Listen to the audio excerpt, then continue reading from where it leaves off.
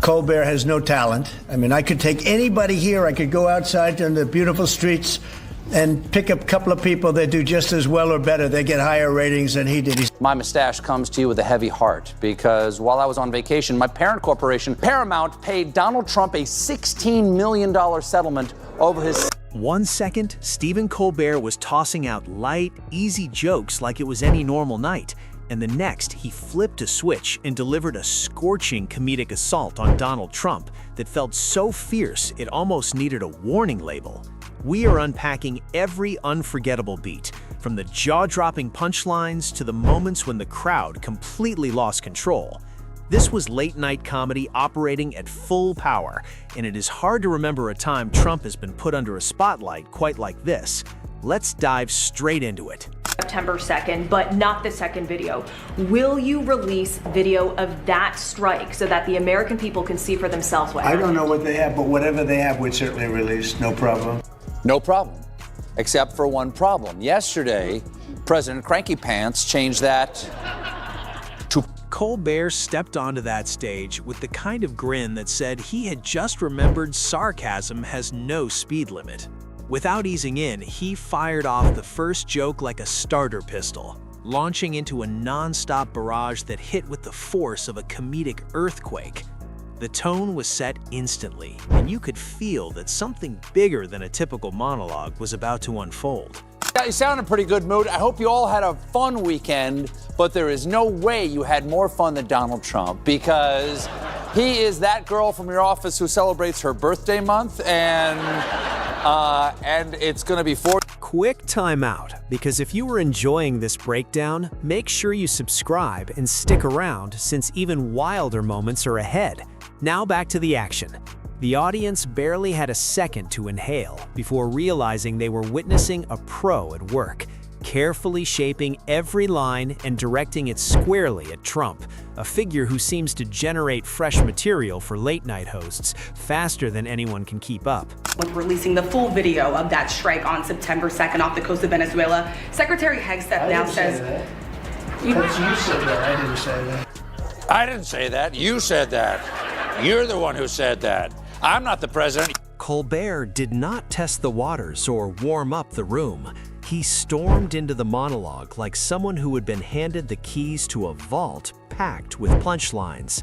Each joke sounded polished, dripping with irony, and delivered with laser-focused timing that made every beat land exactly where it needed to. This year's Kennedy Center Honor Ceremony is the very first since Trump installed himself as chair of the Kennedy Center's board. I kind of agree. It seems like the command... As expected, Trump quickly became the centerpiece, bringing along the familiar mix of contradictions, head-scratching moments, and sky-high confidence. Colbert skipped gentle teasing and went straight for bold theatrical flair, painting Trump as a man who treats facts like optional accessories. One joke after another pulled apart grand claims, puzzling choices, and those moments when total certainty stood side by side with clear inaccuracy. Strikes, and they were waving overhead before the second strike, and that action could be interpreted as the survivors either calling for... As the rhythm picked up, Colbert's performance felt like organized mayhem. He blended dry wit with playful confusion and sharp irony, keeping the room buzzing with anticipation. Trump's imaginative reasoning became the star attraction, and Colbert examined it the way someone might explore a carnival ride powered entirely by delightful nonsense. You ever hear the expression, that's why they have menus in restaurants, we're all different. The world's stupidest question answered by the world's hungriest man. What's my favorite thing about music? Every bold declaration and dramatic outburst turned into prime roasting material.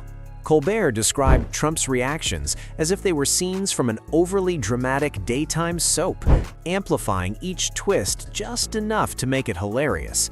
He treated Trump's speeches like riddles that refused to solve themselves, wandering through the tangled wording without needing to add much because the chaos already carried its own comedic weight. Despite the deal on Friday, in a truly foreseeable turn of events, Trump did not receive the Nobel Peace Prize.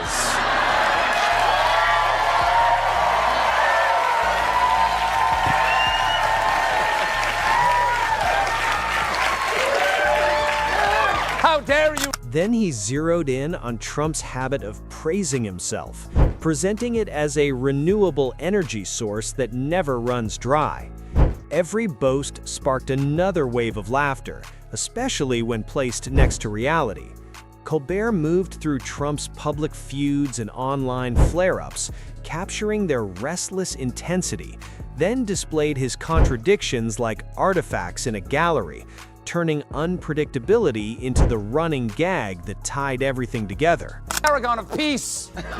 He walks in the footsteps of Mahatma Gandhi and Martin Luther King. After all, who can forget what Nelson Mandela famously declared upon leaving prison? Fat, talentless Rosie O'Donnell should go back to Ireland. Throughout the segment, Trump was framed as the lead character in a never-ending series, always surprising and always larger than life.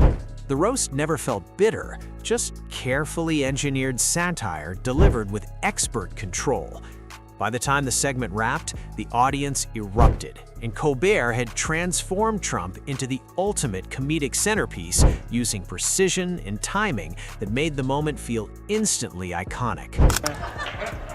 After losing his campaign for the thing you don't campaign for, Trump said he didn't do the peace deal for the Nobel.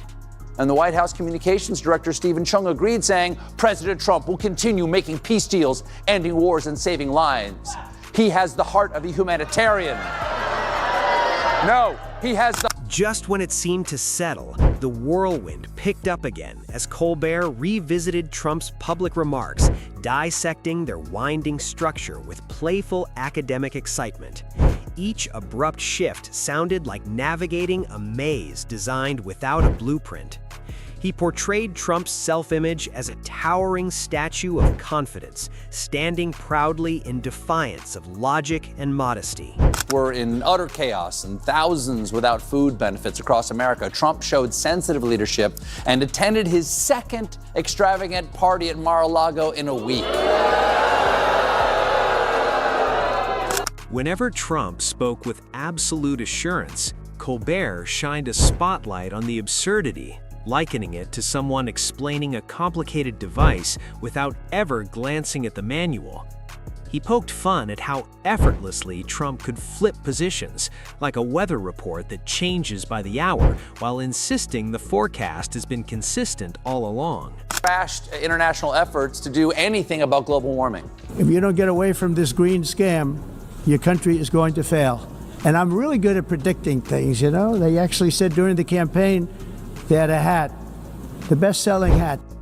Colbert then turned to Trump's dramatic responses to criticism, framing them as full-scale stage productions. Minor comments were elevated to historic turning points. He described Trump's flair for exaggeration as if it were a competitive sport where passion always outranked accuracy, transforming tiny details into headline-grabbing spectacles.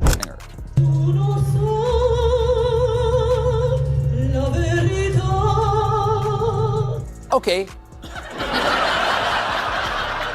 She has a lovely voice, but does Mar-a-Lago have a mandatory bare midriff policy? Tonight we're doing wet t-shirt opera. Trump's competitive streak became another rich vein for humor. Colbert illustrated how nearly every scenario morphed into a contest that Trump declared himself the champion of, even when no one else realized a competition had started.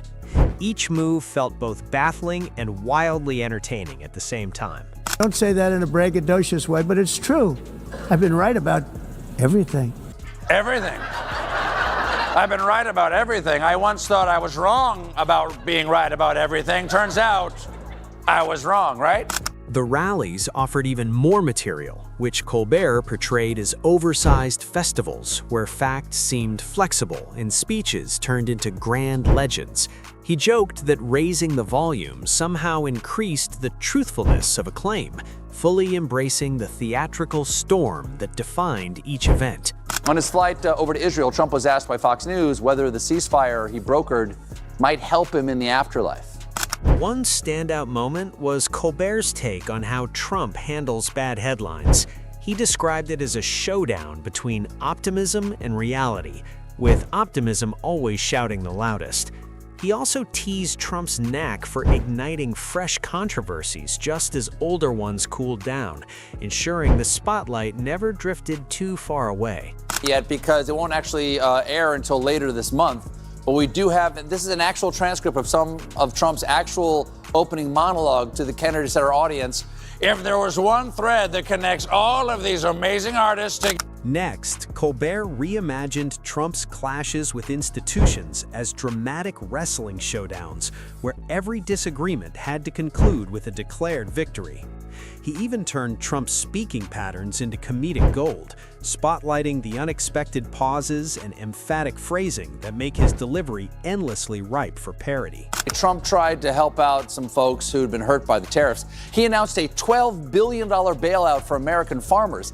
In the announcement, Trump claimed that the tariffs are not the problem, they're the solution, saying the bailout was funded by tariffs and that this money would not be possible without tariffs. No, you dingus! In the final stretch, Colbert honed in on Trump's tendency to present himself as an authority on virtually any subject.